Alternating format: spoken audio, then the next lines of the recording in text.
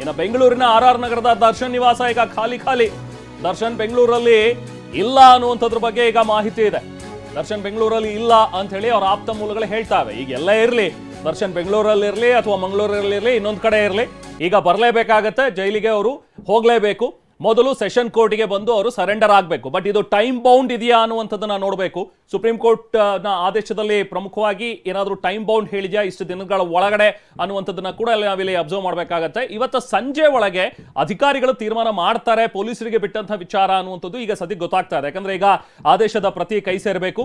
ಆ ಆದೇಶದ ಪ್ರತಿಯನ್ನು ನೋಡಿ ನಂತರ ಎಷ್ಟು ದಿನ ಟೈಮ್ ಇದೆ ಅಂತ ಹೇಳಿ ಮೊದಲು ದರ್ಶನ್ಗೆ ಸೂಚನೆ ಹೋಗುತ್ತೆ. ನೋಡಿ, ಹೀಗೆ ಸುಪ್ರೀಂ ಕೋರ್ಟ್ ನಲ್ಲಿ ನಿಮ್ಮ ಬೇಲ್ ಕ್ಯಾನ್ಸಲ್ ಆಗಿದೆ, ಬಂದು ನೀವೆಲ್ಲರೂ ಸರೆಂಡರ್ ಆಗಿ. ದರ್ಶನ್ ಮಾತ್ರ ಅಲ್ಲ, ದರ್ಶನ್, ಪವಿತ್ರ ಗೌಡ ಜೊತೆಗೆ ಇನ್ನುಳಿದಂತಹ ಆರೋಪಿಗಳು, ಏನು 7 ಜನ ಆರೋಪಿಗಳ ಬೇಲನ್ನ ಕ್ಯಾನ್ಸಲ್ ಮಾಡಬೇಕು ಅಂತ ಪ್ರಮುಖವಾಗಿ ಕೇಳಿದ್ದು.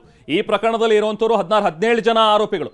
ಇನ್ನು 7 ಜನ ಆರೋಪಿಗಳಿಗೆ ಈಗ ಬೇಲ್ ಕ್ಯಾನ್ಸಲ್ ಆಗಿರೋದ್ರಿಂದ ಉಳಿದವ್ರಿಗೂ ಕೂಡ ಢವಢವ ಶುರುವಾಗಿದೆ. ಯಾಕಂದ್ರೆ ಕೋರ್ಟ್ನಲ್ಲಿ ಈಗ ಪೊಲೀಸರು ಮತ್ತೆ ಸುಪ್ರೀಂ ಕೋರ್ಟ್ಗೆ ಹೋಗ್ತಾರೆ, ಈ ಆರೋಪಿಗಳ ಒಂದು ಬೇಲ್ ಕೂಡ ಕ್ಯಾನ್ಸಲ್ ಮಾಡಿ ಅನ್ನುವಂಥದ್ರ ಬಗ್ಗೆ ಹೋಗೋ ಸಾಧ್ಯತೆಗಳಿವೆ. ಅದು ಪೊಲೀಸರಿಗೆ ಬಟ್ಟಂತ ವಿಚಾರ. ಬಟ್ ಈ ಪ್ರಮುಖವಾಗಿ 7 ಜನ ಏನಿದ್ರಲ್ಲ, ಈ 7 ಜನದ ಪಾತ್ರ ಬಹಳ ಮುಖ್ಯ ಆಗಿರೋದು. ಇವ್ರ ಪ್ರಭಾವಿಗಳು, ಇವರ ಬೇಲ್ ಕ್ಯಾನ್ಸಲ್ ಮಾಡಬೇಕು ಅಂತ ಮೊದಲದಾಗಿ ಸುಪ್ರೀಂ ಕೋರ್ಟ್ ನಲ್ಲಿ ಕೇಳಿದ್ರು ಈಗ. ಸೊ ಹಾಗಾಗಿ ಈಗ ಬೇಲ್ ಕ್ಯಾನ್ಸಲ್ ಆಗಿದೆ. ಇನ್ನು ಬೆಂಗಳೂರಿನಲ್ಲೇ A1 ಪವಿತ್ರ ಗೌಡ ಇದ್ದಾರೆ, ಆರ್ ನಗರ ನಿವಾಸದಲ್ಲೇ ಪವಿತ್ರ ಗೌಡ ಇದ್ದಾರೆ. ಈಗ ನಿನ್ನೆ ಕೂಡ ಸೆಷನ್ಸ್ ಕೋರ್ಟ್ಗೆ ಬರಬೇಕಿತ್ತು, ಬಂದಿದ್ರು.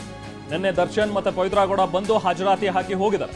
ಇವತ್ತು ಈಗ ಆರ್ ನಗರದ ನಿವಾಸದಲ್ಲೇ ಪವಿತ್ರ ಗೌಡ ಇದ್ದಾರೆ. A1 ಈ ಆರೋಪಿ ನಂಬರ್ 1 ಆಗಿರುವಂತಹ ಪವಿತ್ರ ಗೌಡ, ಅವ್ರ ಬೇಲ್ ಕೂಡ ಇವತ್ತು ಕ್ಯಾನ್ಸಲ್ ಆಗಿರೋದ್ರಿಂದಾಗಿ ಅವರು ಈಗ ಸೆಷನ್ಸ್ ಕೋರ್ಟ್ಗೆ ಬಂದು ಹಾಜರಾಗಬೇಕಾಗತ್ತೆ.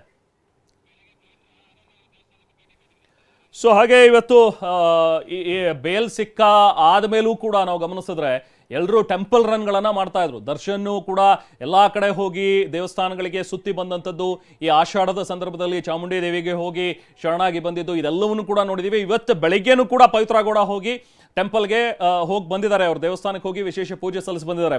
ಇವತ್ತೇನು ಸುಪ್ರೀಂ ಕೋರ್ಟ್ನಲ್ಲಿ ಆದೇಶ ಬರುತ್ತೆ, ಸತ್ಯಕ್ಕೆ ಜಯ ಸಿಗುತ್ತೆ ಅನ್ನೋ ರೀತಿಯಲ್ಲಿ ಒಂದು ಪೋಸ್ಟ್ ಕೂಡ ಮಾಡಿದ್ರು ಪವಿತ್ರ.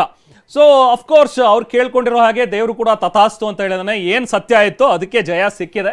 ಸೊ ಹಾಗಾಗಿ ಈಗ ಪವಿತ್ರ ಗೌಡ ಬೇಲ್ ಕೂಡ ಕ್ಯಾನ್ಸಲ್ ಆಗಿದೆ. ಈಗ ಪವಿತ್ರ ಗೌಡ ಕೂಡ ಸರೆಂಡರ್ ಆಗಬೇಕಾಗುತ್ತೆ. ಸೆಷನ್ಸ್ ಕೋರ್ಟ್ಗೆ ಬಂದು ಅವರು ಮೊದಲು ಸರೆಂಡರ್ ಆಗಬೇಕು.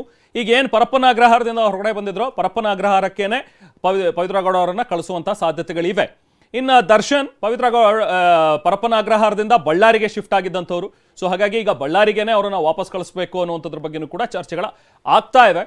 ಈಗ ಅದು ಯಾವಾಗ ಆಗತ್ತೆ ಅನ್ನುವಂಥದ್ದು ಈಗಿರುವಂತಹ ಪ್ರಶ್ನೆ. ಸಂಜೆ ವೇಳೆಗೆ ಪೊಲೀಸರು ಕೂಡ ಈಗ ತೀರ್ಮಾನ ಮಾಡ್ತಾರೆ ಸಂಜೆ ಒಳಗೆ.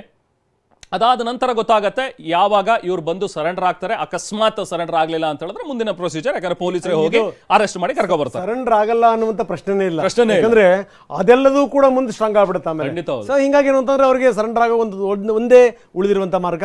ನೀವು ಹೇಳ್ತಾ ಇದ್ರಿ ಏನಂದ್ರೆ ಬಹಳಷ್ಟು ದೇವಸ್ಥಾನಗಳು ಸುತ್ತಾಡ್ಕೊಂಡ್ ಬಂದ್ರು, ಆದ್ರೆ ಫಲ ಏನು ಅನ್ನುವಂಥದ್ದು ಗೊತ್ತಾಗಿದೆ ಈಗ.